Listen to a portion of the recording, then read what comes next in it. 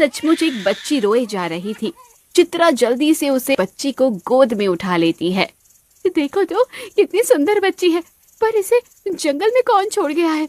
कोई भी छोड़ गया हो, इससे मुझे क्या, अब मैं इसे पालूंगी। नाग माता तेरी जय हो, तूने मेरी सोनी गोद भर दी है माँ। चित्रा खुशी खुशी बच्चे को घर ले आती है। अरे बच्चा, चित्रा तुम्हारी गोद में ये किसका बच्चा है? ये हमारी बेटी है जी, नाग माता ने इसे हमें दिया है। ये कहकर चित्रा जगत को सारी घटना बताती है।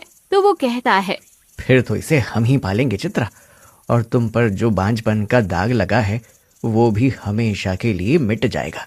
कैसे मिट जाएगा? इसने कौन सा इस बच्ची को जन्म दिया है? पता नहीं कहाँ से किसका पाप उठा कर ले आई है। मैं तो कहती हूँ जहाँ से इसे उठा कर लाई है अभी के अभी वहाँ फेंका। मैं इसे घर में नहीं रख सकती। अगर ये नहीं रह सकती तो फिर हम भी नहीं रह सकते माँ, हम भी ये घर छोड़ देंगे।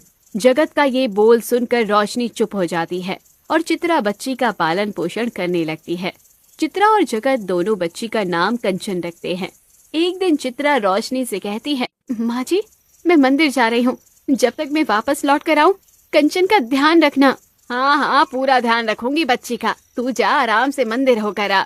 चित्रा मंदिर चली जाती है और उसके जाते ही रोशनी सोचती है, मेरे बेटे की दूसरी शादी में अड़चन है ये बच्ची, आज तो मैं इससे छुटकारा पाकर ही रहूंगी। यही सोचकर रोशनी बच्ची को उठाकर कुछ दूर एक कुएं पर ले जाती है और बच्ची को कुएं में फेंक देती है। मगर जैसे ही वो बच्ची को कुएं में फेंकती है, बच्ची हवा में ऊपर उड़ते हुए वापस से उसकी गोद में आ जाती है। रोशनी बच्ची को कई बार कुएं में फेंकती है, मगर हर बार बच्ची वापस उसकी गोद में आ जाती है। ये करिश्मा देखकर रोशनी हैरान हो जाती है। अरे ये क्या, मुझे तो ये कोई साधारण बच्ची नहीं लगती, जरूर कोई भूत प्रेतनी होगी। अब तो मैं इसे अपने घर में बिल्कुल नहीं रहने दूंगी। अब चलूं, बहू के मंदिर से लौटने से पहले घर पहुंच जाऊं। ये कहकर रोशनी बच्ची को घर ले आती है और उस दिन के बाद वो कंचन से और अधिक बैर रखने लगती है और इस घटना के बारे में लक्ष्मी को बताती है। ऐसी बच्ची को तो घर में रखना ठीक नहीं है रोशनी बहन, वो जरूर कोई बुरी आत्मा है।